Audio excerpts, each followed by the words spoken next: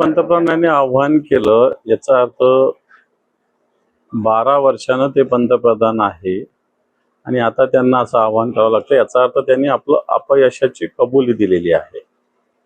आणि जर आपण असं करायचं ठरलं, जसं उदाहरणार्थ सोनं घेऊ नका म्हटलं, आज सोन्याचा व्यापार, सोन्याचं त्याच्यावर काम करणारे ज्वेलरीवर काम करणारे कलाकार, आर्टिस्ट, त्यानंतर रिफायनरीज, या सगळ्या याच्यामध्ये जवळपास या हिंदुस्थानात 1.5 कोटी लोक काम करतात.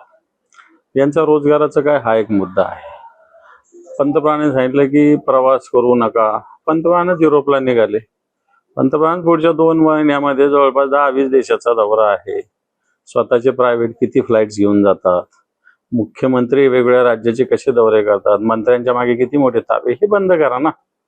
हे बंद झाले पाहिजे. मला असं वाटतं सामान्य माणसाला याच्याविषयी फार सांगण्याची आवश्यकता नाही. सामान्य माणूस ऑलरेडी काटकसर करतोच. ज्या दिवशी मोदींनी असं आवाहन केलं त्यानंतर 2 तासांनी लगेच त्यांचा रोड शो झाला, त्यामध्ये शेकडो गाडी सहभागी होते. लोक सांगे ज्ञान आणि स्वतः कोरडे पाषाण अशा प्रकार तो आहे. हैदराबादमध्ये त्यांनी रोड शो घेतला, बेंगलोरमध्ये रोड शो घेतला, हजारो लोक त्याच्यात वाहनासह सहभागी झाले. मग ही पेट्रोल डिझेल ही त्याची नासाडी नव्हती का?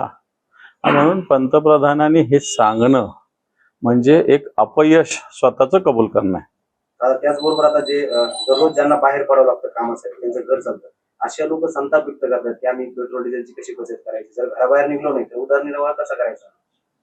हे पहा, केंद्र सरकारची जबाबदारी आहे जनतेस अशा पद्धतीनं इंधन उपलब्ध करून देणं. आज इंधन देश जगात नाही अशातला काही भाग नाही, इंधन उपलब्ध आहे.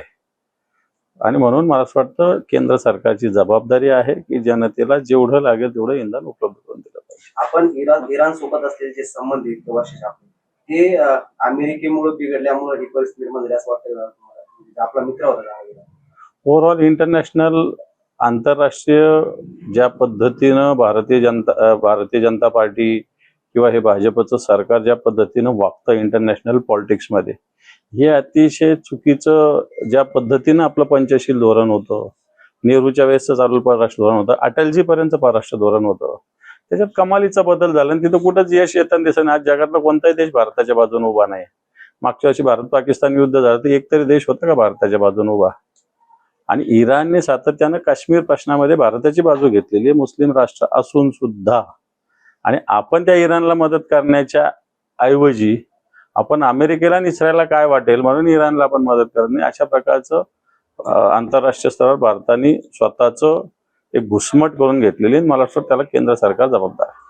कमी ऑइल खाल्ल्यानं देशभक्ती होती असं देखील वक्तव्य मोदींनी केलं. या सांगण्याला काय अर्थ आहे?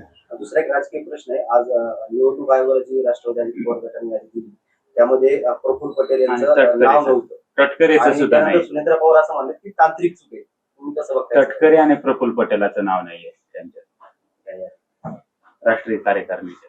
मला असं वाटतं ही यादी योग्य दिली असावी सुनेत्रा वहिनींनी. आता जरी त्या म्हणत असतील तरी यादी योग्य दिली असावी.